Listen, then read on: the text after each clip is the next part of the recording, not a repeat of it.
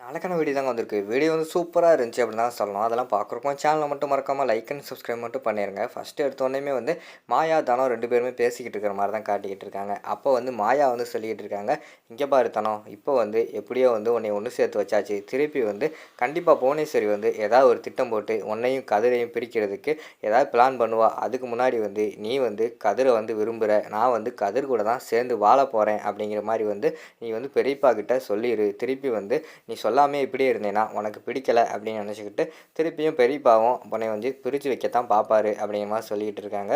சொல்லிடலாமாயா, ஆனால் என்ன பண்ணுறது, எனக்கு பயமாக இருக்குது அப்பா கிட்ட பேசுகிறதுக்கு அப்படிங்கிற மாதிரி சொல்லிக்கிட்டு இருக்காங்க. சரி விடு, ஒன்றும் கவலைப்படாத. ஃபஸ்ட்டு வந்து நம்ம வந்து பெரியம்மாவை எப்படியாவது வந்து அந்த கேஸ்லேருந்து வெளியில் கொண்டு வருவோம். கொண்டு வந்ததுக்கப்புறம் பெரியம்மா வச்சுக்கிட்டு நம்ம பேசினா தான் சரியாக வரும் அப்படிங்கிற மாதிரி சொல்லிக்கிட்டு இருக்காங்க. ஆமாம், எப்படியாவது அம்மாவை வந்து வெளியில் கொண்டு வந்துருங்க, அப்போ தான் வந்து நம்ம வந்து பயப்படாமல் எதனாலும் பேச முடியும் அப்படின்னு சொல்லிட்டு அந்த இடத்துல வந்து தனம் வந்து சொல்லிக்கிட்டு இருக்காங்க.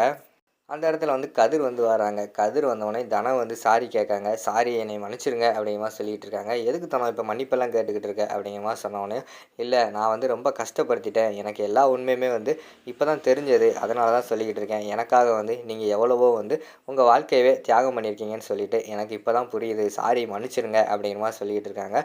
இருக்கட்டும் தனம், யாருக்காக, நான் வந்து மாமாவோட குடும்பத்துக்காக தானே வந்து எல்லாத்தையும் பண்ணிக்கிட்டு இருக்கேன். சின்ன வயசுலேருந்து எனக்கு மாமா குடும்பம்னா அவ்வளோ பிடிக்கும். அது மட்டும் இல்லாமல் உன்னையும் எனக்கு பிடிக்கும் அப்படிங்கிற மாதிரி சொல்லிக்கிட்டு இருக்கிற மாதிரி காட்டுறாங்க.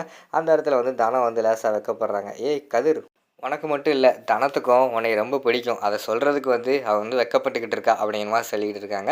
2 பேருமே பார்த்து சிரிச்சுக்கிட்டு இருக்கிற மாதிரி தான் காட்டிக்கிட்டு இருக்காங்க. 2 பேருமே வந்து இப்படியே எப்பயும் போல் நீங்கள் வந்து சந்தோஷமாக இருக்கணும், அதுதான் என்னோட ஆசை அப்படிங்கிற மாதிரி சொல்லிவிட்டு அந்த இடத்துல வந்து மாயா சொல்லிக்கிட்டு இருக்கிற மாதிரி காட்டுறாங்க. நாங்கள் எப்பயுமே வந்து இனிமேல் சேர்ந்து வாழணும்னு சொல்லிட்டு முடிவெடுத்துட்டோம் அப்படின்னு சொல்லிட்டு அவங்க 2 பேர் சொல்கிறாங்க. நீங்கள் வந்து சேர்ந்து வாழணும்னு முடிவு எடுத்துட்டீங்க, ஆனால் இன்னொரு பக்கம் பார்த்தா அந்த புவனேஸ்வரி வந்து எப்படியாவது உங்களை பிரிக்கணும் அப்படின்னு சொல்லி தான் பிளான் போட்டுக்கிட்டு இருப்பா அப்படிங்கிற மாதிரி சொல்லிக்கிட்டு இருக்காங்க. அப்போ தான் கதிர் வந்து உண்மையை சொல்கிறாரு. மாயா, நான் வந்து புவனேஸ்வரி வந்து அங்கே வந்து கோயிலில் வச்சு பார்த்துக்கிட்டே இருந்தேன், அவளுக்கு யாரோ ஃபோன் பண்ணிக்கிட்டே இருந்தாங்க, ஃபோன் பண்ணி தனியாக போய் பேசிக்கிட்டே இருந்தா, எனக்கு என்னமோ வந்து அவளுக்கு பின்னாடி ஏதோ ஒரு விஷயம் நடந்துக்கிட்டு இருக்குன்னு நினைக்கிறேன் அப்படிங்கிற மாதிரி சொல்லிக்கிட்டு இருக்காங்க.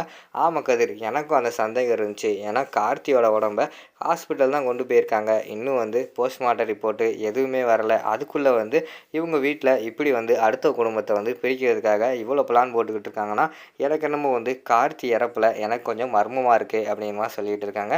என்ன சொல்கிற அப்படிங்கிற மாதிரி சொன்னோன்னே, ஆமாம், எனக்கு என்னமோ வந்து கார்த்தி இறந்த இடத்துல வந்து அந்த உன் பர்ஸு கிடந்தது, அதெல்லாம் வந்து இவங்க தான் ஏதோ செஞ்சு உன்னை மாட்டி விடுறதுக்காக ஏதோ பண்ணியிருக்காங்க. அப்படி இருக்கும்போது எனக்கு என்னமோ வந்து கார்த்தி வந்து உயிரோடு இருப்பானோ அப்படின்னு சொல்லிட்டு டவுட்டாகவே இருக்குது அப்படின்னு சொல்லிட்டு மாயா வந்து சொல்கிறாங்க.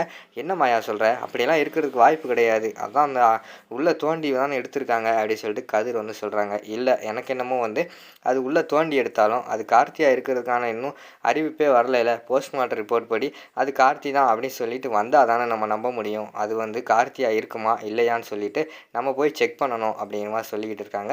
எங்கே போய் பார்க்குறது அப்படிங்கிற மாதிரி கேட்ட உடனேயும், எனக்கு என்னமோ அவங்க வீட்டுக்குள்ளே தான் மறைச்சி வச்சுருக்கணும், அப்படி பார்த்தா நம்ம அங்கே போய் செக் பண்ணாலே தெரிஞ்சிடும் அப்படிங்கிற மாதிரி வந்து மாயா சொல்லிக்கிட்டு இருக்கிற மாதிரி காட்டுறாங்க. எங்கே போய் செக் பண்ணுறது அப்படிங்கிற மாதிரி கேட்டவொடனையும், கண்டிப்பாக வந்து ஊருக்குள்ளே இருக்கிற வீட்டில் வந்து மறைச்சி வச்சுருக்க மாட்டாங்க, ஆள்கள் வந்து போவாங்க வருவாங்க, பண்ணை வீட்டில் தான் யாருமே வரமாட்டாங்க. அது மட்டும் இல்லாமல் அங்கே தான் அந்த புவனேஸ்வரியோட நடமாட்டமும் அதிகமாக இருக்குதுன்னு சொல்லிட்டு கேள்விப்பட்டேன். நம்ம அங்கே போய் செக் பண்ணால் அங்கே வந்து கார்த்தி இருக்கானா என்னன்னு சொல்லிட்டு நம்ம கண்டுபிடிச்சிடலாம் அப்படின்னு சொல்லிட்டு மாயாவும் கதிரும் அதிரடியாக திட்டம் போடுறாங்க. சரி, யாருக்குமே தெரியாமல் நம்ம போய் அந்த இடத்த செக் பண்ணிடுவோம் அப்படின்னு சொல்லிட்டு அவங்க பிளான் போட்டு விறுவிறுன்னு வந்து அந்த இடத்துக்கு போய்கிட்டு இருக்கிற மாதிரி காட்டுறாங்க. அதோட பார்த்துக்கிட்டிங்கன்னா அந்த எபிசோடு வந்து முடிச்சிடுறாங்க.